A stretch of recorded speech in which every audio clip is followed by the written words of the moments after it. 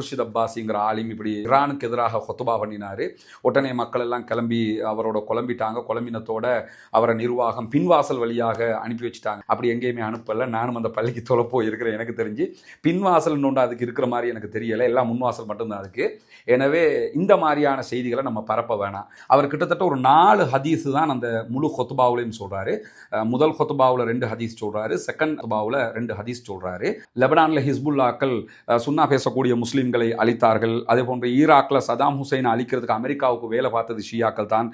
Saddam Hussein கடைசி முடிவு குரானோட இருந்துச்சுன்னா உங்களுக்கு தெரியும். இதெல்லாம் அவர் சொன்னதுகள். அதுக்கு நான் விளக்கம் பின்னாடி சொல்றேன். யூதர்களும் கிறிஸ்தவர்களும் நம்முடைய எதிரிகள், ஆனா ஷியாக்களை பொறுத்தவரை அவர்கள் துரோகிகள். இதனெல்லாம் ஞாபகம் வச்சுக்கிறோங்க. அமெரிக்க, இஸ்ரேல், ஈரான் கூட்டு இணைந்து அரபு நாடுகளை அழிக்கிறதுக்கு ஒன்றிணைஞ்சிருக்கிறாங்க. எனவே நம்ம இதுக்காக வேண்டி நம்ம துவா செய்யணும். இந்த 3 நாடுமே சேர்ந்து அரபுகளை தான் அழிக்க பார்க்குறாங்க அப்படின்னு சொல்லி சொல்றாரு. எனக்கு இருக்கக்கூடிய ஆச்சரியம் என்னன்னு கேட்டால், சில உலமாக்களை பார்க்கும்போது இப்ப நடக்கக்கூடிய யுத்தம் என்ன, அவங்க என்ன நினைச்சுக்கிட்டு பேசுறாங்கிறது தான். ஷியாக்களை ஆதரிக்கிறோம் என்ற இடத்துக்கு நாங்கள் போகலை. யாருமே எந்த முஸ்லீம்களும் போகலை. ஈரானை ஆதரிக்கிறோம் அரசியல் ரீதியாக. அவர்கள் தான் இன்றைக்கு முழு ஒட்டுமொத்த சமூகத்துக்குமாக அவர்கள் மேலே நடத்தப்படுகிற ஆக்கிரமிப்புக்கு எதிராக தாக்குதல் நடத்துகிறார்கள். பிளஸ் காசாவுக்காக கொஞ்சமாவது ஈவிரக்கத்தோடு வந்து நின்னாங்கிறதுனால தான் முஸ்லீம்கள் அப்படி இருக்கிறாங்க. பாரசீகத்தை சேர்ந்த ஒருவர் உமர் ரலியல்லாஹு அன்ஹு கொன்றாருங்கிறதுக்காக பாரசி தேசத்தை சேர்ந்த அத்தனை பேருமே குற்றவாளிங்கிற நிலைக்கு வரலாமா? அப்படி வரதுன்னா ரசூலுல்லாஹி ஸல்லல்லாஹு அலைஹி வஸல்லம் அவங்களுக்கு விஷம் வச்சது யூத பெண்மணி. யூதர்கள் அத்தனை பேருமே குற்றவாளிகள் அப்படின்னு சொல்லி நீங்க சொல்லுவீங்களா? உங்களோட பார்வையில ரசூலுல்லாஹ்வுக்கு விஷம் வச்ச யூதர்களை விட உமர் ரலியல்லாஹு அன்ஹு கொன்ற பாரசி தேசத்தை சேர்ந்தவர்கள் மோசமானவர்கள். அரபுலக ஆட்சியாளர்களுக்கு எதிராக பதுவா செய்யாதீங்க, அவங்களுக்காக துவா கேளுங்க அப்படிங்கிறீங்க. சரி, துவா கேட்போம், ஒன்றும் பிரச்சனை இல்லை. எதுக்காக துவா கேட்கணும்ன்றதை கொஞ்சம் சொல்லுங்களேன். அரபுலக ஆட்சியாளருக்காக காசாவுல 1,00,000 அப்பாவிகள் கொல்லப்படும் வரைக்கும் கைகட்டி பார்த்து கொண்டிருந்தார்கள். எனவே அரபுலக ஆட்சியாளர்களுக்கு ஆதரவாக துவா கேட்கவா?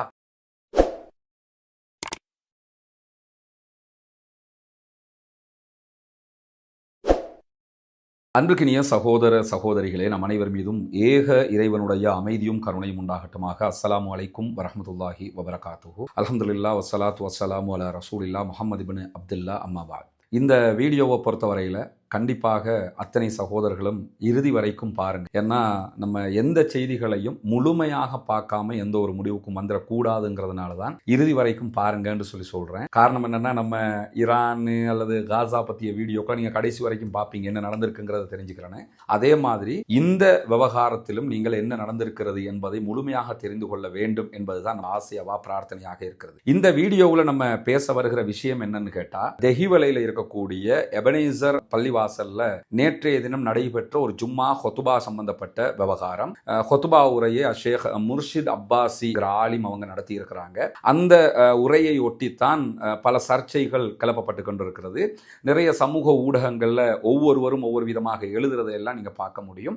அது தொடர்பாக ஷேக் முர்ஷித் அப்பாஸி அவர்களும் ஒரு விளக்க ஆடியோ ஒன்று போட்டிருக்கிறாரு. அதையும் நான் கேட்டேன். பிளஸ் அவருடைய ஜும்மா ஹொத்துபா கிட்டத்தட்ட 43 நிமிடம்னு நினைக்கிறேன், முழுவதுமாக நான் கேட்டேன். காலையில் எனக்கு தெரிந்த என்னுடைய மிக நெருங்கிய நண்பர் ஒருவர் அந்த ஆடியோவை அனுப்பியிருந்தாரு. கட்டாயம் நீங்க கேட்கணும்னு சொல்லியிருந்தாரு. அதே மாதிரி நேற்று தெஹிவல பள்ளிவாசல்ல ஜும்மா ஹுத்துபா முடிஞ்சதோட சில சகோதரர்கள் போய் ஆலிம் அவங்கள்ட்ட சில கேள்விகளை கேட்டாங்க அப்படிங்கிற செய்தியும் எனக்கு ஒரு 2 மணிக்குள்ளாகவே ஒரு சகோதரர், ரொம்ப நெருக்கமான நண்பர், தொடர்பு கொண்டு சொன்னார். இன்னைக்கு இப்படி ஒரு சம்பவம் நடைபெற்றது.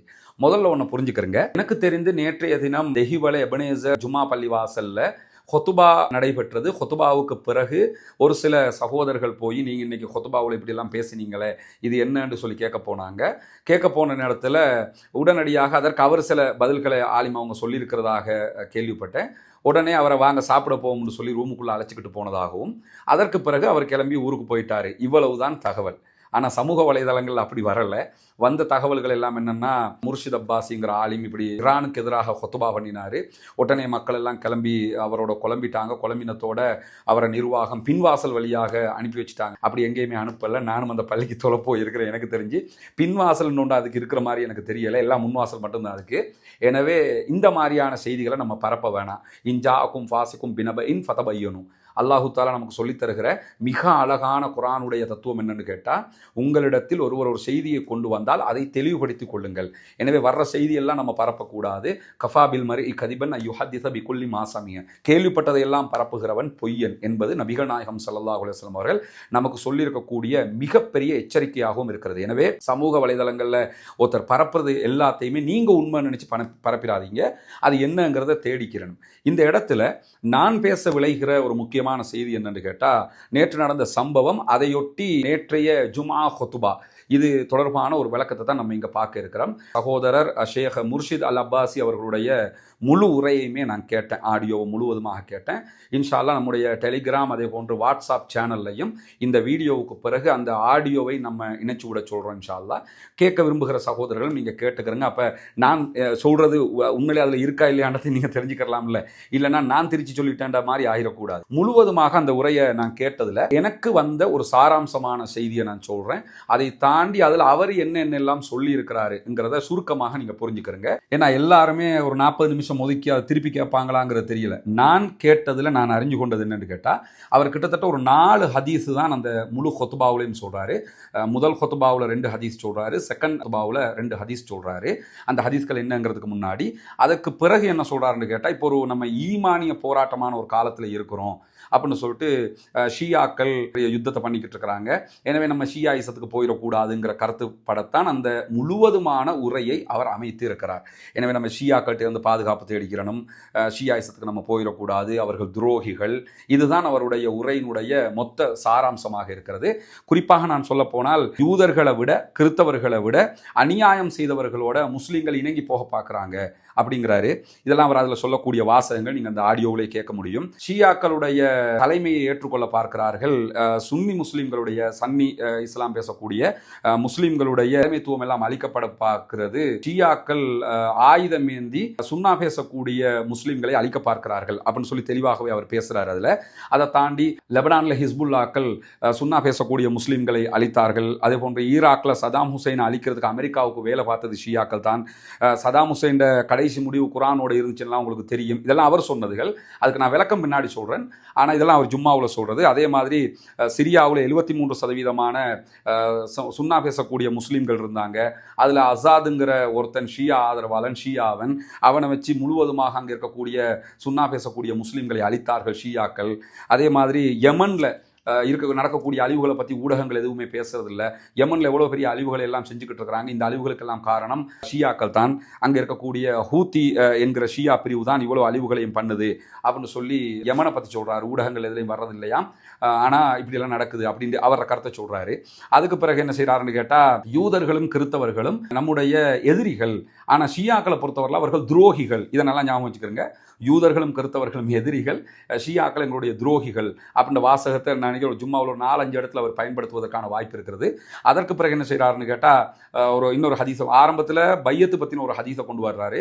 நம்ம எல்லாம் தலைமைத்துவத்தை தேடிக்கிட்டு இருக்கிறீங்க, அமீர் அமீர் அமீர்னு சொல்லி தேடிக்கிட்டு இருக்கிறீங்க. அமீரை யாரும் தேட வேண்டிய அவசியம் இல்லை. ரசூலுல்லாஹ் வந்து உங்களுக்கு தலைமை ஏற்பதற்கு முஸ்லீம்களுக்கு தலைமைத்துவம் இல்லாமல் போயிருங்கிற செய்தியை சொன்னாங்க. சொல்லிட்டு அப்போ சஹாபாக்கள் கேட்குறாங்க, யார சொல்லலாம், நாங்கள் எந்த பக்கம் இருக்கிறன்னும் போது முஸ்லீம்களுடைய ஜமாத்தை பட்டி பிடிச்சு கொள்ளுங்கன்னு சொன்னாங்க. அப்படியும் இல்லைன்னு சொல்லி சொன்னால் என்ன செய்யறதுன்னும் போது, காட்டில் போய் ஒரு மரத்தினுடைய வேற கடிச்சு பிடிச்சிக்கிட்டு நீ இருக்கிறது நல்லது அப்படின்னு சொல்லி ரசூலுல்லாஹ் சொன்னாங்க. எனவே நம்ம அமீர்கள் எல்லாம் தேடிக்கிட்டு இருக்க தேவையில்லை. ஆனால் இங்கே வந்து நீங்கள் இமாம்களையும் அமீர்களையும் தேடிக்கிட்டு இருக்கிறீங்கன்னு சொல்லி, அதாவது ஷியாக்களை இமாம்களை ஆக்கி கேள போகிறோங்கிற கருத்தில் தான் அவர் தெளிவாக பேசுகிறாரு. அந்த ஹதீஸை சொல்லுவார். அதுக்கு பிறகு ஒரு கட்டத்தில் என்ன செய்யறாருன்னு கேட்டால், இஸ்லாத்தினுடைய வாயில் அடைக்கப்படும் சொல்லும்போது, இஸ்லாத்தினுடைய வாயில்ண்டா என்னன்னு சொல்லி கேட்கும்போது, ஹுதைஃபா ரலியல்லாஹு அன்ஹு சொல்கிறாங்க, உமர் ரலியல்லாஹு அன்ஹு கூப்பிட்டு கேட்கும்போது, நீங்கள் தான் அது அப்படிங்கிறாங்க. உமர் ரலியல்லாஹு அன்ஹு கொல்லப்பட்ட இஸ்லாத்தினுடைய வாயில் அடைக்கப்படும் என்று சொல்லி தான் ரசூலுல்லாஹி ஸல்லல்லாஹு அலைஹி வஸல்லம் அவங்க சொன்னாங்கங்கிற ஹதீஸை சொல்லிட்டு, உமர் ரலியல்லாஹு அன்ஹு அவர்களை கொன்றது யார், அது பாரசீகத்தைச் சேர்ந்தவர்கள் அப்படின்னு சொல்லி ஷியாக்கள்ங்கிறத காட்டுறதுக்காக அந்த செய்தியும் கொண்டு வர்றாரு. அதுக்கப்புறம் மொத்தமாக ஷியாக்கள் பற்றி உஸ்மான் ரலியல்லாஹு காலத்தில் உஸ்மான் ரலியல்லாஹு கொள்றதுக்கு காரணமாக இருந்தாங்க. பிறகு ஷியத்து அலின்னு சொல்லி அலி ரலியல்லாஹுக்கு பின்னாடி வந்து உட்கார்ந்துக்கிட்டாங்க. அதே மாதிரி அலி ரலியல்லாஹுவை கொண்டது யாரு, அதை கொள்றதுக்கும் காரணமாக இருந்தது அப்துல் ரஹ்மான் இப்னு முல்ஜிம்ங்கிற ஒரு பாரசி தேசத்தை சேர்ந்தவர் தான், இப்போ இருக்கிற ஈரானை சேர்ந்தவர் அப்படின்னு சொல்லக்கூடியவர். உண்மையான வரலாற்றை தெரியலன்னு சொல்லி சொன்னால் ஈரானை நம்ம ஆதரிக்க போயிருவோம், எனவே உண்மையான வரலாற்றை தெரிஞ்சுக்கிறங்க, ஈரானை நம்ம ஆதரிக்க கூடாது அப்படின்னு சொல்லி பேசக்கூடியவர். ஹுசைன் ரலியல்லாஹு எப்படி கொன்றாங்கங்கிறதையும் சுருக்கமாக சொல்றாரு. சொல்லிவிட்டு 2000 ஆண்டுகளுக்கு முன்னாடி சவுதி அரேபியா இவங்களுக்கு விசாவே கொடுக்காம தடுத்தாங்க ஹஜ்ஜுக்கு உம்ராக்கெல்லாம். ஏன்னா அவ்வளோ அட்டூழியம் பண்ணாங்க. சவுதி அரேபியாவில் வந்து லட்சக்கணக்கான மக்களை இவங்க கொன்னாங்க மினாவில் வச்சுன்னு சொல்கிறார். இது எல்லாத்துக்கும் நம்ம பிறகு விளக்கம் சொல்லுவோம். முதல்ல கேட்டுக்கிறாங்க அவர் ஜும்மாவில் என்ன சொன்னார்னு சொல்லி. அதுக்கு பிறகு ரோமர்கள் பாரிசிகளுக்கு இடையில ரசூலுல்லாஹ்வுடைய காலத்தில் யுத்தம் நடந்த போது சஹாபாக்கள் அத்தனை பேரும் ரோமர்கள் தோத்து போனதுக்கு கவலைப்பட்டாங்க. ஏன்னா ரோமர்கள் தான் நமக்கு ரொம்ப நெருக்கம், அதாவது கிறிஸ்தவர்கள் நமக்கு நெருக்கம், நம்ம அவங்க பக்கம் தான் நிற்கணுங்கிறதுக்காக அவர் சொல்கிற மாதிரி தான் இந்த வார்த்தையை அவர் பயன்படுத்துகிறாரு. அதுக்கு பிறகு ஈமான பாதுகாக்கிறதுக்காக துவா செய்யுங்க. அமெரிக்க, இஸ்ரேல், ஈரான் கூட்டு இணைந்து அரபு நாடுகளை அழிக்கிறதுக்கு ஒன்றிணைஞ்சிருக்கிறாங்க. எனவே நம்ம இதுக்காக வேண்டி நம்ம துவா செய்யணும். இந்த 3 நாடுமே சேர்ந்து அரபுகளை தான் அழிக்க பார்க்குறாங்க அப்படின்னு சொல்லி சொல்றாரு. ஆட்சியாளர்களுக்கு எதிராக பதுவா செய்யாதீங்க, அதாவது அரபுலக ஆட்சியாளர்களுக்கு எதிராக பதுவா செய்ய வேணாமா, அவங்க நல்ல ஈமான கொடுங்க, இஸ்லாத்தை கொடுங்கன்னு சொல்லி அவங்களுக்காக இங்கே துவா செய்யுங்க. அவங்களை அழிக்க வந்த துரோகிகளுக்கு நம்ம துவா செய்யக்கூடாது, ஈரானுக்கு துவா செஞ்சிடாதீங்க, அரபுலக ஆட்சியாளர்களுக்கெல்லாம் நீங்கள் துவா செய்யுங்க அப்படின்னு சொல்லி பேசுகிறாரு. இதெல்லாம் அந்த அந்த ஆடியோவில் நீங்கள் முழுமையாக கேட்க முடியும். அவர் இல்லைன்றெல்லாம் மறக்க முடியாது. நான் ஆடியோ நானே போட்டுருவேன் உங்களுக்கு, நீங்கள் கேட்டுக்கலாம். ஏன்னா அந்த வீடியோவில் ஆடியோ நினைச்சிருந்தோம்னா அது 43 நிமிஷம் இருக்குது. அதனால அதை தாண்டி அபூபக்கர், உமர், உஸ்மான் போன்ற சஹாபாக்கள் எல்லாம் காபிர்கள்னு சொல்லி சொல்கிறாங்க ஷியாக்கள். அதே போன்ற மற்ற ஷியாக்களுடைய கொள்கை எல்லாம் சொல்கிறாரு. சொல்லிவிட்டு இவ்வளவு செய்யக்கூடியவங்க நம்ம ஆதரிச்சிடக்கூடாதுன்னு சொல்லிட்டு ஷியாக்களில் ஜெய்தியாக்கள் மாதிரி கொஞ்சம் பேர் இருக்கிறாங்க, நல்ல சாராரம் இருக்கிறாங்கிறதையும் அவர் சொல்லிட்டு 2002க்கு முன்னாடி வரைக்கும் பலஸ்டைன் ஆதரிச்சது யாருன்னு சொல்லி பாருங்க, ஷியாக்கள் எங்கேயாவது ஆதரிச்சிருக்கிறாங்களா, முழுக்க அரபு நாடுகள் தான் ஆதரி என்று சொல்லி பேசியிருக்கிறாரு.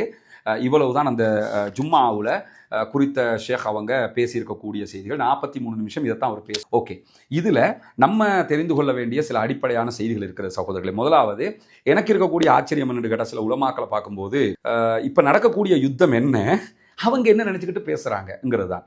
குறிப்பாக ஃபேஸ்புக்லேயும் சில அறிஞர்களை நான் பார்க்குறேன். அவங்க பெரிய பெரிய படிப்புகள் படித்தவங்க, டாக்டரேட் முடித்தவங்க ஹதீஸ் ஃபேக்கல்ட்டியில் எல்லாம். அவங்க எல்லாம் வந்து எழுதுறதை பார்த்தா எனக்கு உண்மையிலே கவலையாக இருக்குது. ஏன்னா நாங்கள் ஆரம்ப காலத்தில் எங்களுடைய ஒரு 22, 23, 24 வயசுகளில் எல்லாம் நாங்கள் எப்படி பக்குவம் இல்லாமல் நடந்து கொண்டோமோ அந்த மாதிரி இன்னைக்கு 50 வயசில் அவங்க நடக்கிறத பார்க்கும்போது எனக்கு ஆச்சரியமாக இருக்குது. நமக்கு பக்குவம் இல்லைன்னு சொன்னவங்க ஏன் இவ்வளோ பக்குவம் இல்லாமல் இருக்கிறாங்க என்கிறத பார்க்கும்போது கவலையாகவும் இருக்குது. இந்த இடத்துல முதலாவது, இந்த ஹொத்துபாக்களில் ஷியாக்களை ஆதரிக்கிறாங்கன்னு பேசக்கூடிய உலமாக்களை பார்த்தா நான் உண்மையிலே ஆச்சரியப்படுறேன். என்னன்னு கேட்டால், இங்கே யார் ஷியாக்களை ஆதரிச்சா அதை முதல்ல சொல்லுங்க. எந்த பொதுமகன் ஆதரிச்சான்? ஒரு பொதுமகனை காட்டுங்க. நேற்று வரைக்கும் அவர் தப்லீக் சகோதரராக இருந்தார், இன்றைக்கு ஷியாவா மாறிட்டாரு. நேற்று வரைக்கும் அவர் தௌஹீத்வாதியாக இருந்தார், இன்றைக்கு ஷியாவா மாறிட்டாரு. நேற்று வரைக்கும் அவர் ஜமாத் இஸ்லாமியா இருந்தார், இன்றைக்கு ஷியாவா மாறிட்டார். இன்னைக்கு அவர் ஆயத்துல்லா அலி ஹாமனியை இமாம்னு சொல்லிட்டாரு, முஜிதபா அல் ஹாமனியை இமாம்னு சொல்லிட்டாரு. இந்த மாதிரி அல்லது அலி ரலியல்லாஹு அவங்கள அவங்க கடவுள் ரேஞ்சுக்கு தூக்கி வச்சிருக்கிறதெல்லாம் சரின்னு சொல்லிட்டாரு. அபூபக்கர் ரலியல்லாஹு அவர்கள், உமர் ரலியல்லாஹு அவர்கள், உஸ்மான் இப்னு அஃபான் ரலியல்லாஹு அவர்கள், இது போன்ற சஹாபாக்களை எல்லாம் ஷியாக்கள் வந்து காபிர்களுங்கிறாங்க, கேவலமாக திட்டுறாங்க. இதெல்லாம் சரி என்று சொல்லி எந்த பொதுமகனாவது எங்கேயாவது, எந்த ஈரானை ஆதரிக்கக்கூடிய யாராவது இப்ப எங்கேயாவது சொன்னாங்களா? ஈவன் நான் வந்து ஈரானுக்கு ஆதரவாகத்தான் முழுவதுமாக அவங்களோட செய்திகளை சொல்லிக் கொண்டிருக்கிறேன். நான் எங்கேயாவது ஈரானுடைய கொள்கை கோட்பாடு சரி, ஷியாக்களுடைய கொள்கை சிந்தனை சரின்னு சொல்லி எங்கேயாவது, ஷியாக்களுடைய கொள்கைகள் வழிகேடு, அவர்கள் தவறான பாதையில் இருக்கிறார்கள், அவர்கள் செய்வது பிழை, அவர்களுடைய கொள்கை கோட்பாடுகளில் வழிகேடுகள் இருக்குது, யாருமே அதை மறுக்கல. இங்க ஷியாக்களை யாரும் தூக்கி பிடிக்கல, இங்க யாரும் ஷியாவாக மாறவும் இல்லை உலமாக்களே. முதல்ல அதை புரிஞ்சுக்கிறேன். என்னன்னா காமனான ஒரு விஷயம், ஈரானை அமெரிக்காவும் இஸ்ரேலும் சேர்ந்து காசாவுக்கு தாக்குகிறார்கள். அப்ப ஈரான் சப்போர்ட்டிவா வர்றான். அதுக்கப்புறம் ஈரான் மேலேயே 12 நாள் வார் நடத்தப்படுது. அது அந்த நேரத்தில் என்ன சொன்னாங்கன்னு கேட்டா, எல்லாம் பேசிக்கிட்டு செய்யறாங்க. பேசிக்கிட்டு எங்க தலைவரை கொள்ளுங்கன்னு எவனா சொல்லுவானா? யோசிக்க மாட்டீங்களா? அதுக்கு பிறகு இப்ப இந்த வார் ஆரம்பிச்சு 30 நாளைக்கு மேல போகுது. இப்பவும் என்னன்னு கேட்டா, இதெல்லாம் அவங்க திட்டமிட்டு அரபு நாடுகளை கருவறுக்கிறதுக்காக ஈரானும் இஸ்ரேலும் அமெரிக்காவும் சேர்ந்து செய்கிற சதிங்கிறி. சரி, அரபு நாடுகளை கருவறுக்கிறதுக்காக அவர் உயிரை விட பெருசா நேசிக்கிற ஆயத்துல்லா அலி ஹாமனி அவங்கள கொன்னுக்குறங்க, ஹாமனியை கொண்டாலும் பரவாயில்லை, அரபு நாடுகளை நம்ம 3 பேரும் சேர்ந்து ஒரு நடிச்சு அழிச்சுக்கிருவோம், இந்த மாதிரி வருவாங்களா?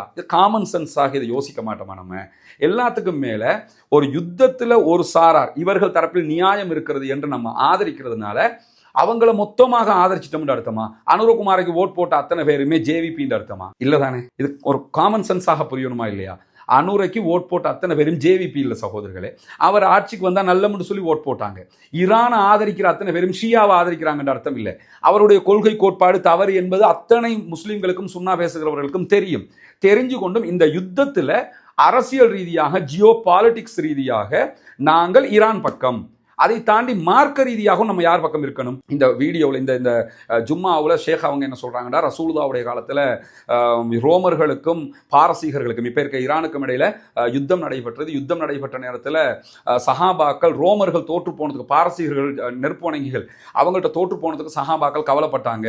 இதை சொல்லி நீங்க என்ன சொல்ல வர்றீங்க ஷேக்? நீங்க என்ன உங்களோட கருத்துருவாக்கம் என்னன்னு கேட்டாதுல, எனவே ரசூலுல்லாஹ்வுடைய காலத்துல சஹாபாக்கள் யார் பக்கம் இருந்தாங்க? கிறிஸ்தவர்கள் பக்கம் இருந்தாங்க. நீங்க அந்த உரையில முழுவதுமாக ஷேக் அவங்க என்ன சொல்றாங்கன்னு கேட்டா, கிறிஸ்தவர்கள் யூதர்களை விட படுமோசமானவர்கள் ஷியாக்கள், இவங்க ரெண்டு பேரும் எதிரிகள், அவங்க துரோகிகள் அப்படிங்கிறாரு. சொல்லிட்டு தான் இந்த சப்ஜெக்டையும் சொல்றாரு. முதல்ல ஒன்று புரிஞ்சுக்கோங்க, ரசூலுல்லாஹ்வுடைய காலத்தில் ரோமர்களுக்கும் பாரசீகர்களுக்கும் யுத்தம் நடந்த நேரத்தில் சஹாபாக்கள் யுத்தத்தில் பாரசீகர்கள் ஜெயித்து ரோமர்கள் தோல்வி அடைந்ததற்கு கவலைப்பட்டாங்க. எதுக்காக கவலைப்பட்டாங்கன்னு கேட்டால், ரோமர்கள் கிறிஸ்தவர்கள் வேதம் கொடுக்கப்பட்டவர். அந்த நேரத்தில் ஈரான்ல இருந்தவங்க முழுவதுமாக நெருப்பு வணங்கி, எனவே நெருப்பு வணங்கிகள் ஜெயிச்சிட்டாங்களே, நமக்கு நெருக்கமாக இருக்கிற வேதம் கொடுக்கப்பட்டவர்கள் தோத்துட்டாங்களேன்றாங்க. அந்த நேரத்தில் அன்னைக்கு நமக்கு நெருக்கம் கிறிஸ்தவர்கள். இந்த நேரத்தில் இன்னைக்கு நமக்கு நெருக்கம் யாரு? கிறிஸ்தவர்கள் தான் நெருக்கமா? இன்னைக்கு நம்மளோட நிக்கிறது யாரு? ஈரானியர்கள் தானே. அப்ப அந்த சம்பவத்தை வச்சு நம்ம என்ன முடிவெடுக்கணும்? இன்னைக்கு நம்ம ஈரானுக்கு சப்போர்ட்டா இருக்கணும்னு முடிவெடுக்கணும். அப்படி முடிவெடுக்க வேண்டியவர் அதே சம்பவத்தை வச்சுக்கிட்டு கிறிஸ்தவர்களுக்கும் யூதர்களுக்கும் சப்போர்ட்டா இருக்கணும் அந்த வார்த்தையை அவர் சொல்லலாட்டியும் அவர் போகிற போக்குல அதை சொல்லி கொண்டு போறாரு. திரும்ப திரும்ப அவர் சொல்லக்கூடிய செய்திகளை நான் ஒவ்வொன்றாக சில விளக்கங்களை நம்ம சொல்ல வேண்டி இருக்குது. இல்லைன்னா இது ஒரு முற்று பெற்றுதாரு. முதலாவது என்ன சொல்றாருன்னு கேட்டா, யூதர்களை விட கிறிஸ்தவர்களை விட அநியாயம் செய்தவர்களோடு முஸ்லீம்களை ஆதரிக்க ஆரம்பிச்சிருக்கிறாங்க. அதுக்கு நான் விளக்கம் சொல்றேன். முஸ்லீம்கள் யாரும் அப்படி ஷியாக்களை ஆதரிக்கிறோம் என்ற இடத்துக்கு நாங்க போகல. யாருமே எந்த முஸ்லீம்களும் போகல. ஈரானை ஆதரிக்கிறோம் அரசியல் ரீதியாக. அவர்கள் தான் இன்றைக்கு முழு ஒட்டுமொத்த சமூகத்துக்குமாக அவர்கள் மேல நடத்தப்படுகிற ஆக்கிரமிப்புக்கு எதிராக தாக்குதல் நடத்துகிறார்கள். பிளஸ் காசாவுக்காக கொஞ்சமாவது ஈவிரக்கத்தோடு வந்து நின்னாங்கிறதுனால தான் முஸ்லீம்கள் அப்படி இருக்கிறாங்கிறத புரிஞ்சுக்கிறோம். ரெண்டாவதாக ஷியாக்களுடைய தலைமைகள் சுன்னா பேசக்கூடியவர்களை ஆயுதத்தை வச்சுக்கிட்டு எல்லாத்தையும் அழிக்க பார்க்குறாங்க.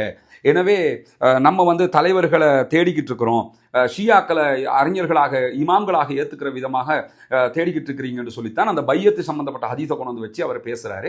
முதல்ல ஒன்று புரிஞ்சுக்கிறங்க, ஏற்கனவே நான் சொன்ன மாதிரி ஆயத்துல்லா அலி காமனிய ஷியாக்கள் ஈரானுடைய ஆன்மீக தலைவராக வச்சிருக்கிறாங்களே தவிர ஸ்ரீலங்காவில் இருக்கக்கூடிய எந்த முஸ்லீமும் நம்முடைய ஆன்மீக தலைவர், நமக்கு ஆன்மீக தலைவர் ரசூலுல்லாஹி ஸல்லல்லாஹு அலைஹி வஸல்லம் மட்டும்தான். ஈரானை நான் ஆதரிச்சாலும் நீங்க ஆதரிச்சாலும் யார் ஆதரிச்சாலும் ஆதரிக்கிற அத்தனை பேருமே ரசூலுல்லாஹ் தான் எங்களுக்கு ஆன்மீக தலைவர் என்று நாங்கள் ஏற்றுக்கொண்டிருக்கிறோம். நாங்க யாருமே ஆயத்துல்லா அலி காமனியோ முஜ்தபா காமனியோ ஏற்றுக்கிறல.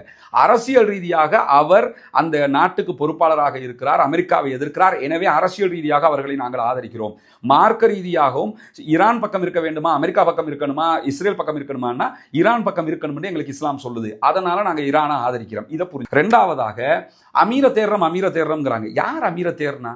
நீங்களாக ஏன் கற்பனை பண்ணி கொள்றீங்க? இந்த உலமாக்கள், இவருக்கு மட்டும் நான் சொல்லலை, நிறைய வீடியோக்கள் இதே மாதிரி வருது.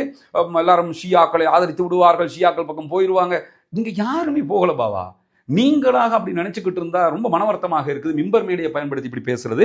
அதை தாண்டி லெபனான்ல ஹிஸ்புல்லாக்கள் முழுவதுமாக சுன்னா பேசுகிற முஸ்லிம்களை அழித்தார்கள். இங்க யாரும் அதை மறுக்கல. குறிப்பா நானே சொல்லிடுறேன், யஹியா சின்வார் அவர்கள் பாலஸ்தீன விடுதலை அமைப்பினுடைய மாபெரும் போராளி ஷஹீத்.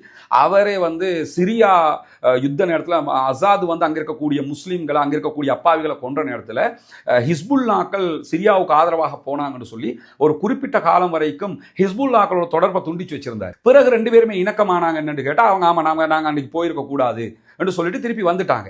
அதுக்கு பிறகு வந்த காரணங்களை எல்லாம் நீங்க பாத்தீங்கன்னு சொல்லிச்சுன்னா, இப்ப ஹிஸ்புல்லாக்கள் யாருக்கு எதிராக நிற்கிறாங்க?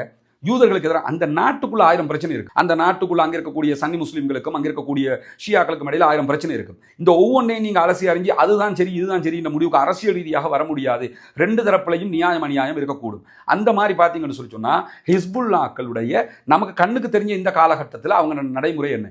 காசாவில் அவ்வளவு பெரிய யுத்தம் நடக்கும்போது ஹிஸ்புல்லாக்கள் ஏன் வரணும்? காசாவில் இருக்கிற அத்தனை பேரும் ஷியாக்காரனா? காசா யஹியா சின்வார் ஷியாவா? இஸ்மாயில் ஹனியா அவங்க ஷியாவா? மற்ற தலைவர்கள் எல்லாம் ஷியாவா? அங்க இன்னைக்கு இருக்கிற மக்கள் எல்லாம் ஷியாவா? அவங்கள யாரு? சுன்னா பேசுகிற முஸ்லிம்கள். அவங்களுக்கு ஆதரவாக வந்தது ஹிஸ்புல்லாக்கள். ஹிஸ்புல்லாக்களுக்கு ஆயுதம் கொடுக்கிறது ஈரான். இப்ப யாரு காசாவுக்கு ஆதரவாக வந்து நின்னா? ஒரு பக்கத்தை மட்டும் பேசுறோம்ல, ஹிஸ்புல்லாக்கள் லெபனானுக்குள்ள சுன்னா பேசுகிற முஸ்லிம்களை கொன்றார்கள். சரி, கொன்னாங்கல்ல, அது அவர்களுடைய பிழை தானே. அதற்கு பிறகு இன்னைக்கு சுன்னா பேசும் முஸ்லிம்களுக்காக வந்து நின்னாங்கல்ல, அன்னைக்கு செஞ்சதை பிழைன்னு சொல்ற மாதிரி இன்னைக்கு செய்யற நியாயத்தையும் பேசணுமா இல்லையா? ரெண்டையும் பேசணும். இன்னைக்கு முழுக்க நமக்காக வந்து நிற்கிறான்.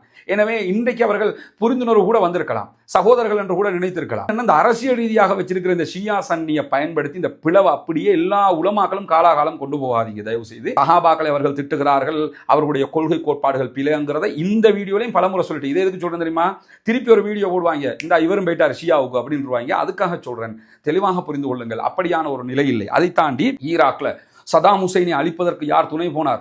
முதல்ல உலமாக்கள் தயவு செய்து கொஞ்சம் அவுட் ஆஃப் பாக்ஸும் யோசிங்க, வைடா கொஞ்சம் சிந்திங்க. எனக்கு எல்லாம் தெரியும்னு சொல்ல வரல, எனக்கு தேக்கரண்டி அளவுக்கு தான் தெரியும். உங்களுக்கு தெரிஞ்ச அளவு கூட சில விஷயங்கள் எனக்கு தெரியாமல் இருக்கலாம். எல்லோருக்கும் எல்லா விவகாரமும் தெரியாது. ஈரானும் ஈராக்கும் 15 வருஷமாக ஈரான் ஈராக் வார் பண்ணாங்க. 2 நாடும் கடுமையான சண்டை பிடிச்சாங்க. ஷியா சன்னிடா சண்டை பிடிச்சாங்க. இவர் நினைச்சுக்கிட்டு இருக்கிறாங்க ஷியா சன்னின்னு சண்டை பிடிச்சாங்க. அது நாடு ரீதியாக சண்டை பிடிச்சாங்க. சரி, ஒரு பேச்சுக்கு ஷியா சன்னின்னு சண்டை பிடிச்சேன்னு வச்சுக்கிடுவோம். குவைத்தை சதாம் ஹுசைன் ஆக்கிரமிச்சாரு. குவைத் ஷியாவா? சுன்னா பேசுகிற நாடு தானே. குவைத்தை சதாம் ஆக்கிரமிச்சாரு. அப்ப அதை பத்தி என்ன சொல்ல போறோம்?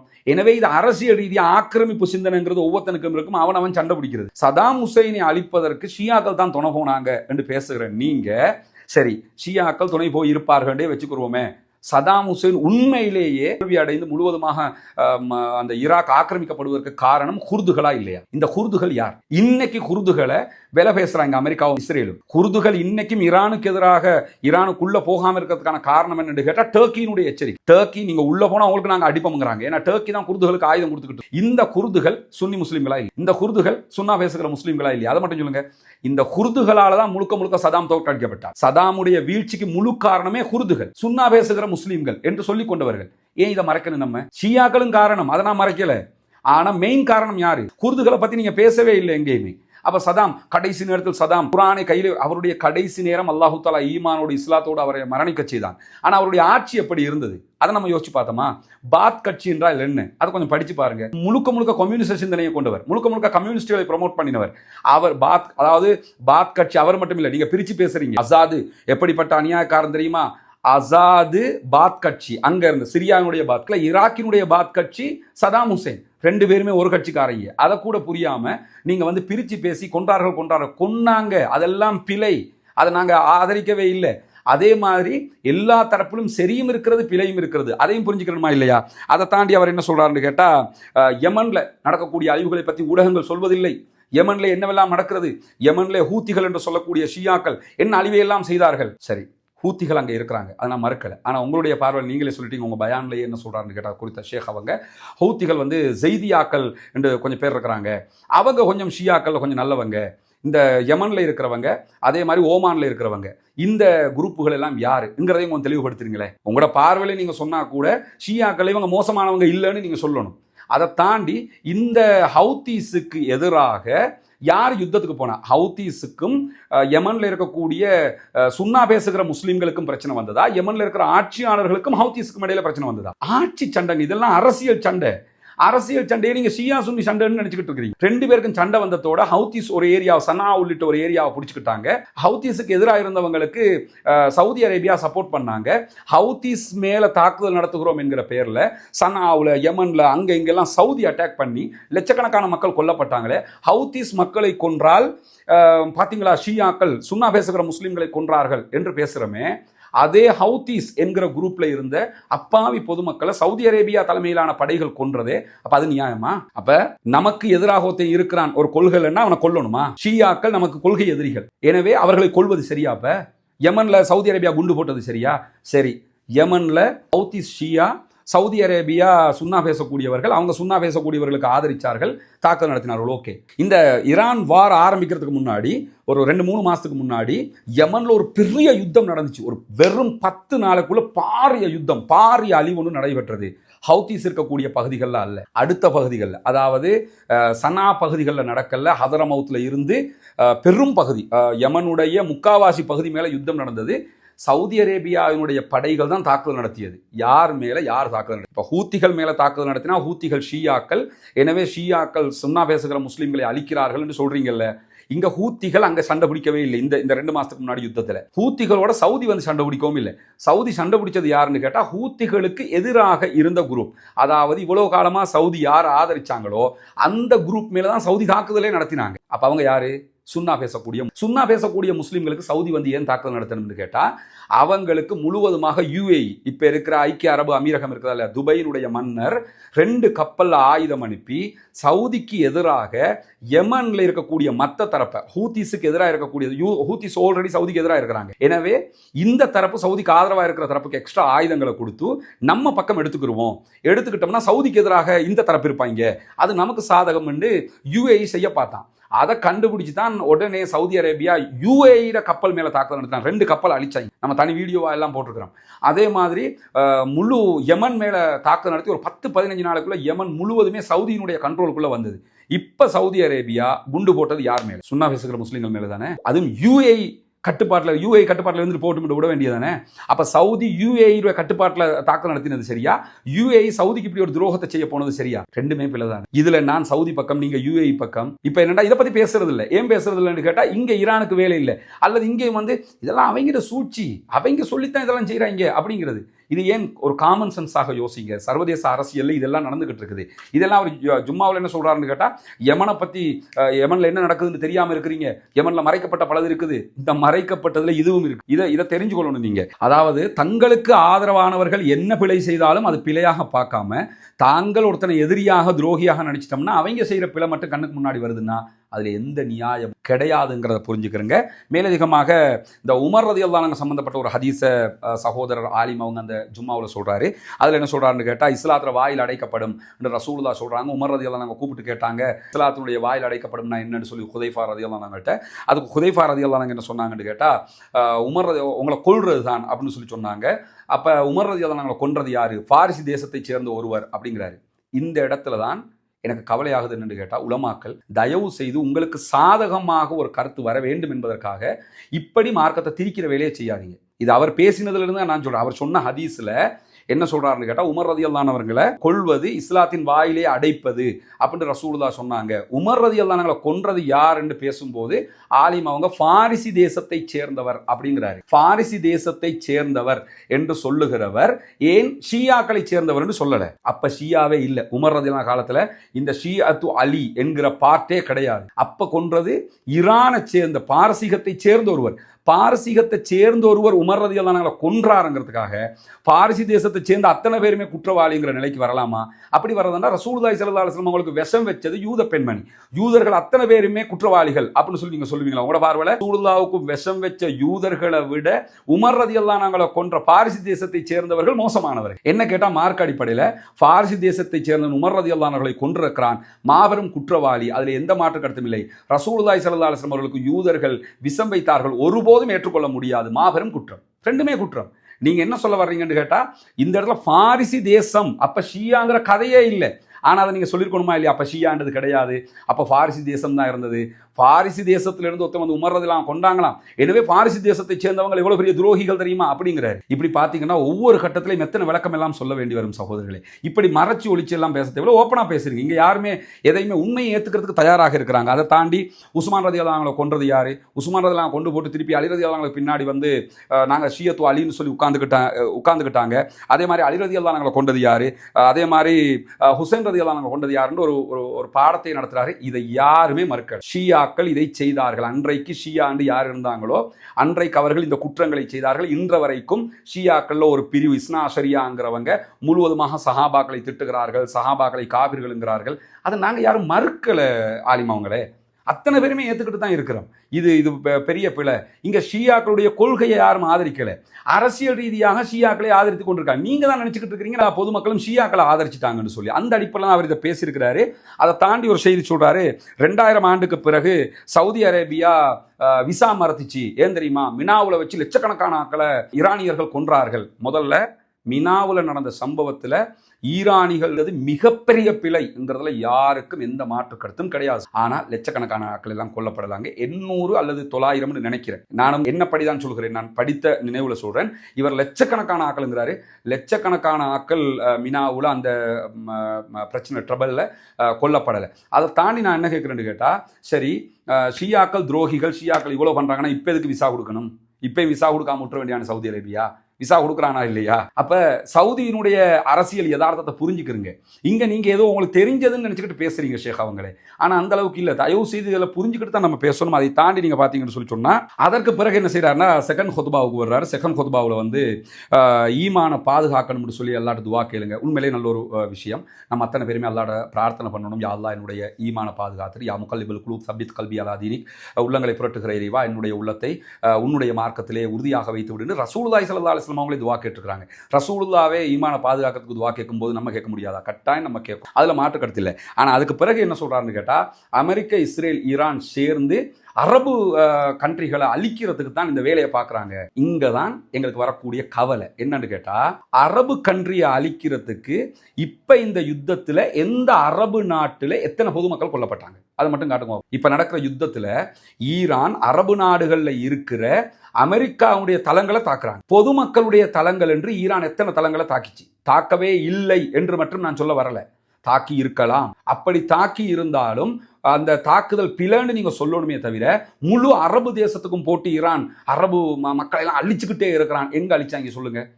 துபாயில இருக்கக்கூடிய அமெரிக்காவுடைய போர்ட்டுக்கு அடிக்கிறான். சவுதியில் இருக்கிற அமெரிக்காட போர்ட்டுக்கு அடிக்கிறான். அமெரிக்காட போர்ட்டுக்கு அடிச்சா அமெரிக்காக்கு அடிக்கிறேன்னு அர்த்தமா? ஸ்ரீலங்காவில் ஒரு எம்பசி இருக்குதுன்னு வை. அந்த எம்பசிக்குள்ள அமெரிக்கன் எம்பசி இருக்குதுன்னு சொல்லி சொன்னா, அல்லது மியன்மார் எம்பசின்றே வச்சுக்கிறீங்களேன், மால்டிவ்ஸ் எம்பசி இருக்குது. ஜனாதிபதியை நினைச்சாலும் கதவை திறந்துட்டு உள்ள போயிடாது. எம்பசின்னா அது அவன் நாடுன்னு அர்த்தம். அதே மாதிரி ஒரு நாடு ஒரு படைத்தளத்தை வச்சிருக்காண்டா அது அவன் நாடுன்னு அர்த்தம். அவன் நாட்டுக்கு இங்க இருந்து அமெரிக்காக்கு அடிக்க முடியாததுக்கு அரபு நாடுகள் இருக்கிற அமெரிக்காட போர்ட்டுகளுக்கு அடிக்கிறான். அடிச்சுட்டு அரபு நாடுகளுக்கு என்ன சொல்றான்டா, இந்த போர்ட்டுகள் எல்லாம் வெளியே அனுப்பு, இந்த அரபு அமெரிக்க ராணுவத்தை எல்லாம் வெளியே போடுங்க, நாங்கள் உங்களுக்கு திருப்பி அடிக்கிறதுக்கு எதுவுமே கிடையாதுங்கிறாங்க. அதை தாண்டி ஒரு 1 வீக்கு முன்னுக்கு குவைத்தில் இருக்கக்கூடிய கடல் நீரை நன்னீராக்குகிற அந்த நிலையத்தின் மீது தாக்குதல் நடத்தப்பட்டது. உடனே ஈரான் கண்டன அறிக்கை விடுக்கிறாங்க, நாங்கள் அதை தாக்கலை, இதை தாக்கினது இஸ்ரேல், எனவே இஸ்ரேலுக்கு எதிராக நம்ம அத்தனை பேரும் நிற்கணும், இஸ்ரேல் இந்த யுத்தத்தை பயன்படுத்திக்கிட்டு இப்படி பண்ணாதீங்கிறாங்க. அரம்கோவுக்கு அடித்தது ஆரம்பத்தில் ஈரான் அடித்ததாக தான் செய்திகள் எல்லாம் வந்தது. நாங்கள் அரம்கோவுக்கு அடிக்கலன்ட்டாங்க. அப்போ நீங்கள் என்ன பார்க்கணும்னு கேட்டால், பொதுமக்கள் இருக்கிற நிலையங்களுக்கு எங்கே அடித்தாங்க? அரபு நாட்டில் இருக்கக்கூடிய அமெரிக்கன் இடத்துக்கு அடிச்சா ஏன் நமக்கு வலிக்குது? அவ்வளவு போர்ட்டுகளை இதே அமெரிக்கா, இதே அரபு நாட்டில் இருக்கக்கூடிய படைத்தளங்களை வச்சுக்கிட்டு தான் ஈராக் அழிச்சான். ஈராக்க ஈரான் அழிக்கிறதுக்கு துணை போச்சுன்னு பேசக்கூடிய உலமாக்கள் ஈராக்ல குண்டு போடுறதுக்கு இதே அரபு நாடுகளில் படைத்தளங்களை தான் அமெரிக்கா பயன்படுத்தினாங்க. அந்த நேரத்தில் யாருமே குவைத் துணை போச்சுன்னு சொல்லலை, யாரும் பஹ்ரைன் துணை போச்சுன்னு சொல்லலை, யாரும் UAE துணை போச்சுன்னு சொல்லலை. ஏன் சொல்லலை? நீங்க அரபு நாட்டில் இருக்கக்கூடிய இதே படை இன்னைக்கு ஈரானுக்கு எந்த படைத்தளத்தை பயன்படுத்தி அடிக்கிறானோ அதே படைத்தளத்தை பயன்படுத்தி தான் ஈராக்குக்கும் அடிச்சான், ஆப்கானிஸ்தானுக்கும் அதை பயன்படுத்தி அடிச்சான்.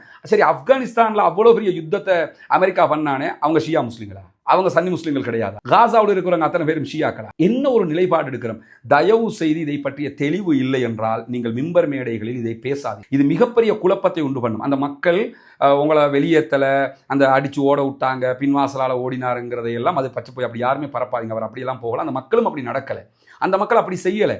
ஆனால் இப்படி பேசும்போது, இதை கேட்கும்போது இந்த தெளிவு இருக்கிறவங்களுக்கு இவ்வளவு பெரிய கேள்விகள் எல்லாம் மேலும். நீங்க என்னன்னா, அரபுலக ஆட்சியாளர்களுக்கு எதிராக பதுவா செய்யாதீங்க, அவங்களுக்காக துவா கேளுங்க அப்படிங்கிறீங்க. சரி, துவா கேட்போம், ஒன்றும் பிரச்சனை இல்லை. எதுக்காக துவா கேட்கணும்ன்றதை கொஞ்சம் சொல்லுங்களேன். அரபுலக ஆட்சியாளருக்காக காசாவில் 1,00,000 அப்பாவிகள் கொல்லப்படும் வரைக்கும் கைகட்டி பார்த்து கொண்டிருந்தார்கள். எனவே அரபுலக ஆட்சியாளர்களுக்கு ஆதரவாக துவா கேட்கவா? சோமாலியாவில் அந்த இஸ்லாமியர்களுக்கு மத்தியில் மிகப்பெரிய யுத்தம் நடந்துகிட்டு இருக்கு. சவுதி ஒரு பக்கம், UAE ஒரு பக்கம் சப்போர்ட் பண்ணி கொண்டு பிரச்சனை பண்ணிக்கிட்டு இருக்கிறாங்களே, அங்கே முஸ்லீம்கள் கொல்லப்படுறாங்களே, அதுக்காக வேண்டிய அரபுலக ஆட்சியாளர்களுக்கு துவா கேட்கவா? அதை தாண்டி சூடானில் RSFன்னு சொல்லி ஒரு ஆயுத குழு, அந்த ஆயுத குழுவுக்கு ஆதரவாக UAE ஆயுதம் கொடுத்துக்கிட்டு இருக்கிறாங்க.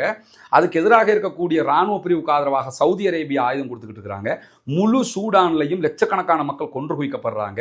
சவுதி பெரியாளா UAE பெரியாளாங்கிறதுக்கான ஒரு சண்டையில் அப்பாவி பொதுமக்கள் கொல்லப்பட்டு கொண்டு உயிரிழந்து கொண்டிருக்கிறார்கள். இதுக்காக நாங்கள் துவா கேட்கவா? எதுக்காக இப்போ துவா கேட்க? யார் மேலும் யாருக்கும் பதுவா செய்யக்கூடாது, அதில் ஒருபோதும் நாங்கள் ஏற்றுக்கொள்ளக்கூடிய ஒரு நிலையில் இல்லை. அதை தாண்டி நான் என்ன கேட்குறேன்னு கேட்டால், காசாவில் 1,00,000க்கு மேற்பட்ட மக்கள் கொல்லப்பட்டார்கள், 20,000க்கு மேற்பட்ட குழந்தைகள் கொல்லப்பட்டார்கள். எத்தனை தடவை குனூத்து நாசிலா ஓதி, எத்தனை பள்ளிவாசலில் குனூத்து நாசிலா ஓதி, ஹரம் ஷரீஃபில் சவுதி அரேபியாவுடைய கட்டுப்பாட்டில் எத்தனை தடவைகள் குனூத்து நாசிலா ஓதப்பட்டது. சரி, எல்லாத்துக்கும் மேலே சவுதி, குவைத்து, பஹ்ரைனு, அரபுலக ஆட்சியாளர்களுக்காக துவா செய்யுங்கள் சகோதரர்களை, பதுவா செய்யாதவர்கள். எதுக்கு? இன்னைக்கு 35 நாளாக 1.5 மாசமாக புனிதமிக்க மஸ்ஜிதுல் அக்ஸா மூடப்பட்டிருக்கிறது. அரபுலகம் கைகட்டி பார்த்து கொண்டிருக்கிறது. இதுக்கு துவா கேட்கவா? மஸ்ஜிதுல் அக்ஸாவையே திறக்க முடியாத முடியாத என்னன்னா 2000க்கு முன்னாடி வரைக்கும் அந்த கொத்துபாவில் அந்த குறித்த ஷேகாவுன்னு என்ன சொல்றாங்கன்னு கேட்டா 2000ஆம் ஆண்டுக்கு முன்னாடி வரைக்கும் காசாவுக்காக நின்றது யார், பாலஸ்தீனத்திற்காக நின்றது யார்? 1967ல் 6 நாள் யுத்தம் நடந்தது. 6 அரபு நாடு, அந்த 6 அரபு நாடுகளும் அந்த யுத்தத்தில் தோத்து போச்சு. அதுல இருந்து யார் நின்றார்கள்? இஸ்ரேலோடு சண்டையிட்டது யார்? இஸ்ரேலோட ஈரான் சண்டையிடலையா? முழுக்க முழுக்க அரபுகள் தான் நின்றாங்களாம். ஈரான் சண்டையிடல. ஓகே, 1967 யுத்தத்தில் ஈரான் இல்ல, சவுதியும் இல்லை. இப்ப என்ன செய்யறது? என்ன நினைச்சுக்கிட்டு நம்ம பேசுறோம்? அன்னைக்கு சவுதியும் இல்லை, ஈரானும் இல்லை. சரி, அதுக்கு பிறகு பாலஸ்தீனத்துக்காக என்ன செஞ்சிட்டோம் சொல்லுங்க பாப்போம். முழுக்க முழுக்க அரபுகள் தான் நின்றார்கள். சரி, அரபுகள் நின்றார்கள், ஈரான் நிக்கல, மாற்று கருத்தே இல்லை. ஈரான் நிக்கல, அரபுகள் நின்று பாலஸ்தீனத்துக்கு சுதந்திரம் கிடைச்சிட்டா? காசாவை மீட்டாச்சா? மஸ்ஜிதுல் அக்ஸாவை மீட்டாச்சா? என்ன நடந்துச்சு? ஒன்றுமே செய்யல தானே. அப்போ ஒன்றுமே செய்யாமல் நிற்பதும், ஒன்றுமே செய்யாம உங்க பக்கம் தான் நிக்கிறேன் என்று நிக்கிறதும், ஒண்ணுமே செய்யாம இருக்கிறதும் ரெண்டும் ஒன்று தானே. அப்படின்னா ரெண்டும் வேற வேற கிடையாதுல்ல. அதை தாண்டி நீங்க பாத்தீங்கன்னு சொல்லி சொன்னா, இந்த காசாவுடைய விவகாரத்துல 2000 வரைக்கும் நின்றது யாருன்னு தான் கேட்குறீங்க. அப்ப 2000க்கு பிறகு அரபு நாடுகள் இல்லைன்னு ஆயிடுச்சுல்ல. 2000க்கு பிறகுதானே ஈரான் நிக்கிறதாக நீங்களே சொல்றீங்க ஆலிமாவங்களே. எனவே இப்ப நிக்கிறவனை தானே நம்ம பார்க்க முடியும். அதுக்கு முன்னாடி அவங்க நின்னாங்க, பாராட்டுக்குரியது. இப்ப இவங்க நிக்கிறாங்க, பாராட்டுக்குரியது. இப்படித்தானே பார்க்கணும். அதுக்கு முன்னாடி நின்ற 2000க்கு முன்னாடி வரைக்கும் காசாவுக்காக நின்ற அரபுலகத்தை அவங்களுக்காக நாங்க துவா கேட்கணும்ங்கிறீங்க. ஓகே, 2000க்கு பிறகு இருக்கக்கூடிய ஈரானை ஆதரிச்சிடாதீங்கிறீங்க. எல்லாத்துக்கும் மேல இங்க வரக்கூடிய மிகப்பெரிய கேள்வி என்னன்னு கேட்டா, ஓகே, ஒருவர் அகீதா ரீதியாக வழிகேட்டில் இருக்கிறார், நரகத்துக்குரிய ஒரு காரியத்தை பார்க்கிறாருன்னா அவருக்கு ஹிதாயத்தை கொடுக்கணும்னு துவாக்கே. அவர் மௌத்தா போயிட்டாருன்னா, ஷிர்க்ல முஷ்ரிக்காக இருந்து குஃபுர்ல இருந்து மௌத்தா போயிட்டாருன்னா நம்ம அவருக்காக பிரார்த்தனை கூட பண்ண முடியாது. அதெல்லாம் நம்ம தெளிவாக இருக்கிறோம். ஒரு இடத்துல யுத்தம் நடக்கு, அந்த யுத்தத்துல அப்பாவிகள் கொல்லப்படுறாங்க. யா அல்லாஹ், இந்த அப்பாவிகளை கொல்வதை தடுத்து விடு யா அல்லாஹ்.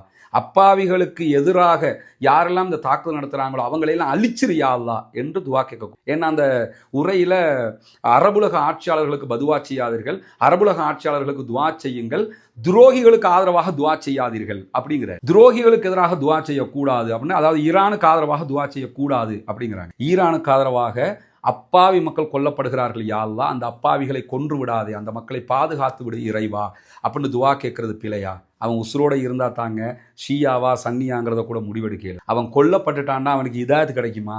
ஹிதாயத்து கிடைக்கிறதுக்குரிய வாய்ப்பு இருக்குதா? அவனை உயிரோட வைக்கிறதுக்கு துவா கேட்கக்கூடாதா? என்ன மாதிரியான அக்கீதா சிந்தனையில இருந்து கேட்குறீங்க? எல்லாத்தையும் தாண்டி என்னன்னு கேட்டா, ஷியாக்கள் துரோகிகள், கிறிஸ்தவர்களும் யூதர்களும் எதிரிகள் என்கிற வாதத்தை நம்ம கரெக்டாக புரிஞ்சுக்கணும். அந்த ஆலிமாவங்க அதைத்தான் மிகப்பெரிய வாதமாக வைக்கிறாங்க. எனக்கு தெரிஞ்சு ஷியாக்கள் தொடர்பாக நம்ம ஷியாக்களுடைய கொள்கை வழிகேடுகள், ஷியாக்களுடைய செயல்பாட்டு வழிகேடுகள் எல்லாம் இஸ்லாம் இப்படி சொல்லுது, ஷியாக்கள் இப்படி நடக்கிறதுனால வழிகேடு அப்படின்னு சொல்லி நம்ம பேசுவோம். இதுதான் உலகம் முழுக்க எல்லா ஆலிம்களும் அறிஞர் பெறும். ஆனால் கிறிஸ்தவர்கள் யூதர்களை பற்றி பேசக்கல, டைரக்டாவே யூதர்களை பற்றி ரசூலுல்லாஹ் இப்படி சொன்னார்கள், கிறிஸ்தவர்களை பற்றி ரசூலுல்லாஹ் இப்படி சொன்னார்கள், அணுவாக ஜானாக பின்பற்றுவீர்கள்.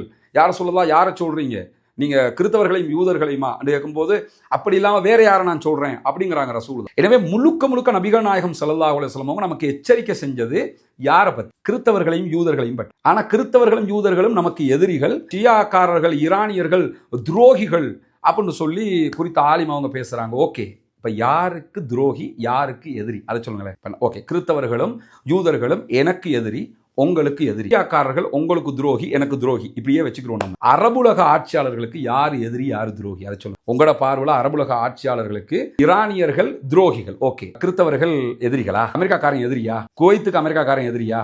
பஹ்ரைனுக்கு அமெரிக்காக்காரன் எதிரியா? சவுதி அரேபியாவுக்கு அமெரிக்காக்காரன் எதிரியா? யுஏக்கு அமெரிக்காக்காரன் எதிரியா? உங்களுக்கு எதிரி உங்களோட ஜும்மா பிரகாரம். அரபுலக ஆட்சியாளர்களுக்கு அவங்க எதிரியா? அவங்க நண்பர்கள்.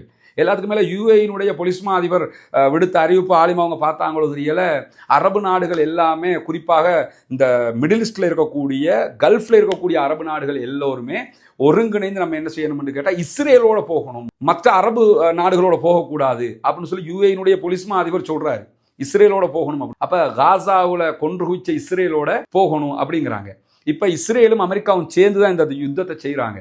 எனவே யூதர்களும் கிறிஸ்தவர்களும் நமக்கு எதிரி, நமக்கு எதிரி உங்களோட பார்வையில். ஆனால் சவுதிக்கோ பஹ்ரைனுக்கோ குவைத்துக்கோ யாருக்குமோ எதிரி இல்லைங்கிறதையும் நீங்கள் புரிஞ்சுக்கிறீங்க. எனவே இந்த ஜும்மாவில் சுருக்கமாக நான் கேட்டு புரிந்து கொண்ட ஒரு விஷயம் என்னென்னு கேட்டால், ஷியாக்கள் அவர்கள் அக்கீதா ரீதியாக வழிதவறியவர்கள் என்பதில் எனக்கோ கேட்கிற உங்களுக்கோ உலகத்தில் யாருக்குமே மாற்று கருத்து கிடையாது. இங்கே ஷியாக்கள் புனிதமானவர்கள், ஷியாக்கள் சொர்க்கத்துக்குரிய கொள்கையை வைத்திருக்கிறார்கள் என்று எந்த முஸ்லீமும் இஸ்லாமிய அறிஞர்களும் சொல்லலை. அதை தாண்டி ஷியாக்களை அயத்துல்லா அலி காமனிய இமாமாகவோ முஜிதபா காமனி அவர்களை மாபெரும் அறிஞராகவோ நாங்கள் யாரும் சொல்லலை. ஏன்னா அதில் அந்த உரையில் கூட அந்த ஆலிம் அவங்க சொல்லுவாங்க, ஆயத்துல்லா அலி காமனியினுடைய கிதாபுகளை படித்தால் தெரியும். உண்மை, ஆயத்துல்லா அலி காமனி அவர்கள் நிறையவே அக்கீதாக்கு நிறையன்னா 190% அக்கீதாவுக்கு மாற்றமாக பல கருத்துக்களை எழுதியிருக்கிறார். இங்க யாரும் அதை மறுக்கல. நானே சொல்றேனே, அவர் செஞ்சது பிழை. ஆனா அரசியல் ரீதியாக இன்றைக்கு அமெரிக்காவுக்கு எதிராக இருக்கிறார்கள், ஏகாதிபத்தியத்துக்கு எதிராக இருக்கிறார்கள். இப்படி ஒரு அநியாயக்காரனுக்கு எதிராக இருந்தால் அநியாயக்காரனுக்கு எதிராக இருக்கிறவன் பக்கம் தான் நாம நிற்க வேண்டும் என்பதுதான் இஸ்லாத்தினுடைய அடிப்படை. அதனாலதான் நாங்கள் எல்லாரும் அந்த பக்கம் நிற்கிறோம். எனவே இதை கொண்டு வந்து மிம்பர் மேடையில எல்லாரும் ஷியாவா மாறுவாங்க, ஷியா கொள்கையை ஆதரிச்சுவாங்க. இங்க யார் ஷியா கொள்கையை ஆதரிச்சா? இங்க யார் ஷியாவா மாறினா? இங்க யாரு அவங்களையெல்லாம் இமாம்களாக ஏத்துக்கிட்டா? இங்க யார் அக்கீதா விட்டு வெளியே போனா? எனவே நீங்களாக ஒரு கற்பனை பண்ணிக்கிட்டு பேசுறீங்க ஷேக் அவங்களே. எனவே இந்த மாதிரியான உரைகள் மிம்பர் மேடைகள்ல தவிர்த்து கொள்ளப்படுவது நல்லது. குறிப்பாக இந்த வரலாறுகளை பேசுறீங்கன்னா ஒரு சப்ஜெக்டை மட்டும் எடுத்து அதை கொஞ்சம் கிறிஸ்டல் கிளியரா மக்களுக்கு புரிகிற விதமாக சொல்றது தான் நல்லது. ஒரு குழப்பமான நிலை இருக்கிற நேரத்தில் ஒரு குறிப்பிட்ட ஒரு 40 நிமிஷத்துக்குள்ள ஒரு முழுமையான கருத்தை கொண்டாந்து கொடுத்துட முடியாதுங்கிறதெல்லாம் உங்களுக்கு தெரியும்.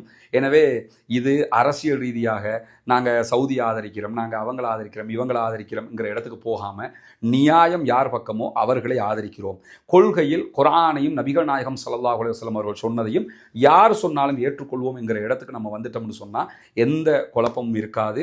இது நான் அந்த உரையில் 43 நிமிஷ உரையை கேட்டுட்டு தான் சகோதரர்களை இதை நான் பேசுகிறேன். எனவே இந்த உரையினூடாக நான் சொல்ல வருகிற இறுதியான கருத்து என்னென்னு கேட்டால், பார்க்கக்கூடிய சகோதரர்கள் யாரும் குறித்த ஆலிமுக்கு வசைப்பாடாது, அவரை திட்டி தீக்கிற வேலையை செய்யாது. அது அவருடைய கருத்தை அவர் சொல்லியிருக்கிறாரு. மார்க்க ரீதியாகவும் யதார்த்தமாகவும் அது பிழை. நானும் அதை பிழைங்கிறத நான் சுட்டி காட்டி பேசியிருக்கிறேன். மற்றபடி அவர் முட்டாள் அல்லது அவருக்கு ஒன்றுமே தெரியலை, அவருக்கு எல்லோருக்கும் எல்லாமே தெரியாது, எனக்கும் எல்லாமே தெரிஞ்சிரும்ன்ற அர்த்தம் இல்லை. அவருக்கும் எல்லாமே தெரிஞ்சிருக்கு. அவருக்கு இந்த ஜியோ பாலிட்டிக்ஸ், உலகத்தில் இந்த நடக்கக்கூடிய விஷயங்களை சில நேரம் அவங்க மதரசால படிக்கும்போது படித்து கொடுத்து அதே கோட்டுக்குள்ளே நின்றுப்பாங்க, பாக்ஸுக்குள்ளே நின்று யோசிக்கிறதுனால கூட இப்படியான யோசனைகள் வரும். அந்த அடிப்படையில் கூட பேசியிருக்கலாம். ஆனால் பள்ளிவாசலில் பெரிய சண்டை, விரட்டி அடிச்சுட்டாங்கிற மாதிரி செய்திகள் எல்லாம் பொய்யானது. எனவே எந்த செய்தி வந்தாலும் அது உண்மையா பொய்யாங்கிறத பார்த்துட்டு தான் நம்ம பேசணும். இப்போ எனக்கு கூட நேற்று அவருக்கு அடித்து விரட்டி விட்டார்கள் வீடியோ போட தெரியாமல் இல்லை. அப்படி போடுறது பொய்யாக அமைந்துவிடும். அப்படி நம்ம செய்யக்கூடாது இஸ்லாமியர்களாக. எனவே தான் அவருடைய ஆடியோவை நம்ம முழுவதுமாக கேட்டிருக்கிறோம். கேட்டுட்டு அதில் அவர் என்ன சொன்னார், அங்கே நடந்தது என்னங்கிறதெல்லாம் நம்ம சொல்லியிருக்கிறோம். எனவே இதுதான் நடந்தது. அல்லாஹு தாலா நம்முடைய பிழைகளை பொறுத்து கொள்ள வேண்டும். கருத்துக்களை தான் நான் விமர்சித்திருக்கிறேன், பிழை என்பதை பிழை என்று சொல்லியிருக்கிறேனே தவிர அவரோடு எனக்கு எந்த தனிப்பட்ட கோபமும் கிடையாது, வெறுப்பும் கிடையாது. எனவே அப்படி ஏதாவது நடந்திருந்தால் இறைவனுக்காக குறித்த ஆலிம் அவங்க இந்த வீடியோ பார்த்தோம்னா நீங்கள் இறைவனுக்காக பொறுத்துக் கொள்ளணும். உங்களை வசைபாடுவது என்னுடைய நோக்கமோ, உங்களை குறை சொல்வது என்னுடைய நோக்கமோ கிடையாது. நீங்கள் பேசிய உரை இப்படி பிழைகளை சார்ந்தது என்பதை நான் சுட்டிக்காட்டியிருக்கிறேன். பொதுமக்களும் இந்த நடைமுறையை தான் நம்ம கையில் எடுக்கணும். பேசுவது அவருடைய ஜனநாயக உரிமை. அவர் பிழை என்று சொல்வது நம்முடைய ஜனநாயகம். அந்த அடிப்படையில் நம்ம சொல்லணும். யாரும் யாரையும் வசைபாடி அவர் கெட்டவர், இவர் கெட்டவர், அவருடைய பட்டம் பதவிகளை கேவலப்படுத்துவது, அவர் ஆலிம் என்கிற இடத்துல வச்சு அவரை அசிங்கப்படுத்துவது, இந்த மாதிரி வேலைகள் செய்யாமல் அவர் மார்க்கத்தை கற்றவர், அவரும் தான் மற்றவர்களும் தான். அந்த அடிப்படையில் நம்ம பயணிக்கணும் என்கிறதா என்னுடைய தாழ்மையான வேண்டுகோளாக இருக்கிறது.